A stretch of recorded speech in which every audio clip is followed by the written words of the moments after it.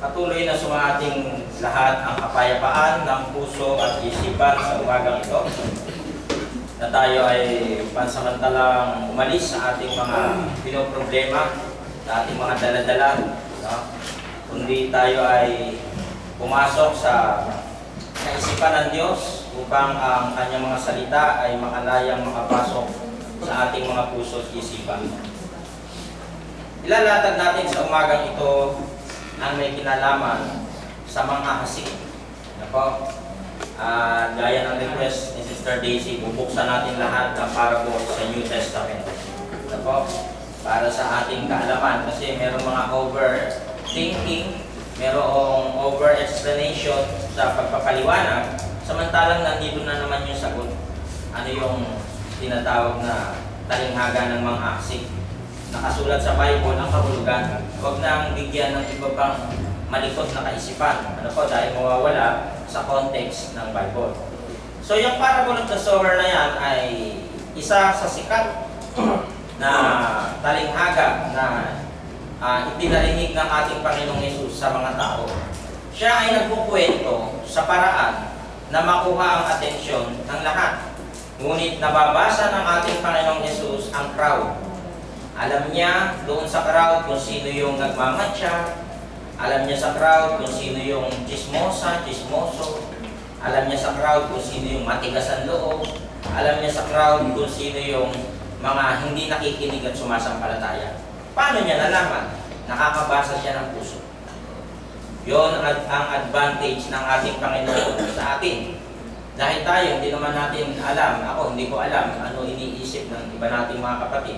Pero ang ating Panginoong Yesus, once na naramdaman niya o nabasa niya na yung crowd ay nandoon ang mga Pariseo, Saduceo na number one enemy sa pagsusulong ng gospel, yan, gumagamit ang ating Panginoong Yesus ng parable. Ano ba ito? Parable of the sower. The parable of the sower was told to the crowd that had gathered around Jesus. So sa paraan ng kanyang pangangaral, yan, tumatawag siya ng atensyon.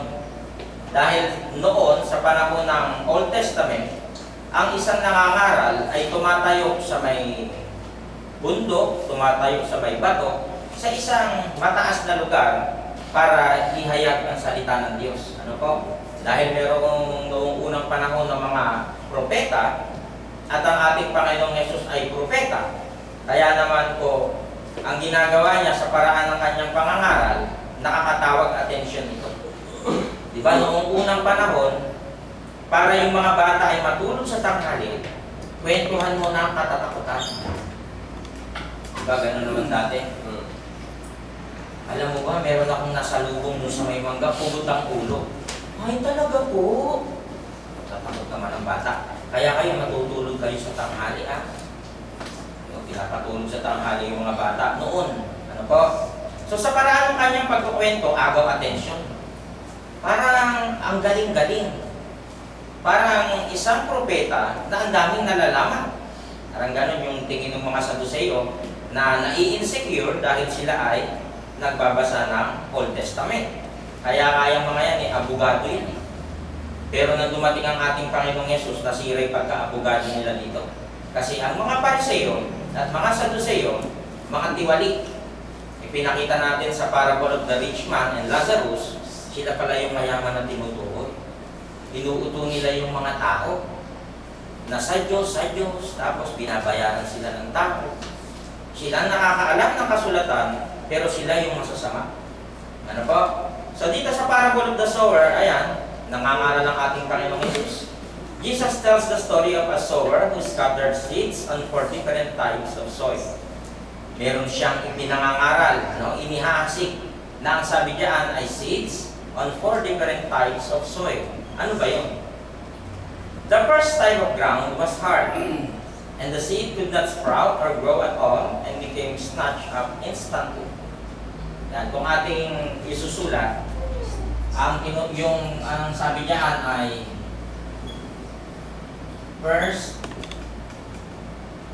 yung lagay na lang first type of ground, diba? Maganda sulat ko yata. May time ako kasi nanginginig yung ganito eh. Ano? Ang sabi diyan sa una, yung first type, hard. Tingnan niyo po maigi kung anong ibig sabihin nito po. Ayan, ano po? At ang sabi diyan, the seed could not sprout or grow at all and became snatched up instantly.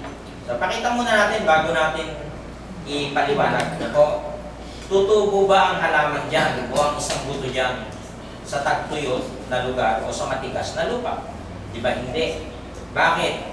Sasakalin lang yan ng lupa. Dahil hindi naman malambot, yan ang mangyayari. May makabubuhay, may mamamatay, may makakalusot, hanggang totally mamatay lahat. Ang sabi, the second type of grounds was stony. Ano ha? Ang sabi diyan, second type of ground, stony. Mabato.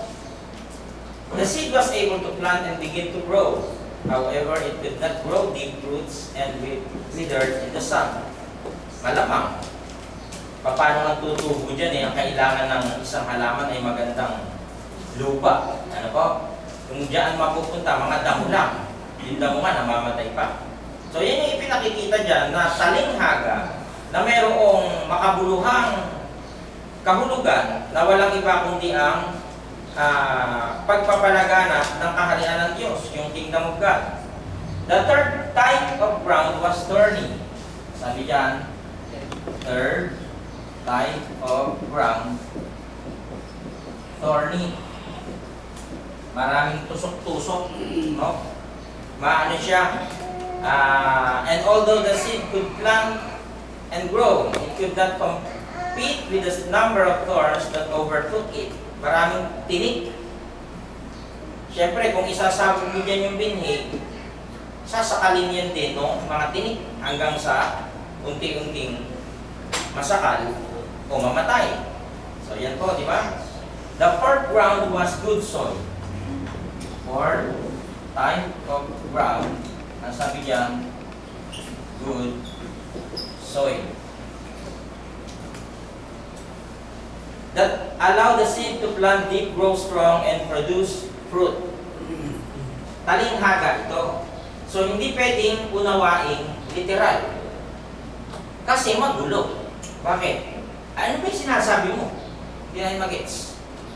Kaya ang style ay talinghaga. Bakit ginagamitan ng talinghaga? Ba't ayaw diretsuhin? Kasi nga, nangangaral ang ating Panginoong Yesus, natanaw niya, nandiyan yung mga Pariseo. Ang mga style niya, feeling marurunong. Mga nakaganyan yan. Yung mahaba ang ano niya, para si James Harden. Yan, nag-ano yan, nag-observe yan. Mga chismoso yan eh. No? Tapos mag-ano yan, mag-aaklas yan, gagawa yan ng tinatawag na plot to kill Jesus. Mag-aano yan. Di ba si ano, yan, mahilig magbulong-bulong. Oo, ipako natin, ipako. Yan, ganyan yung mga ugali niyang mga yan. Sana sa panahon ng Kristiyano, wala nang ganyan. No?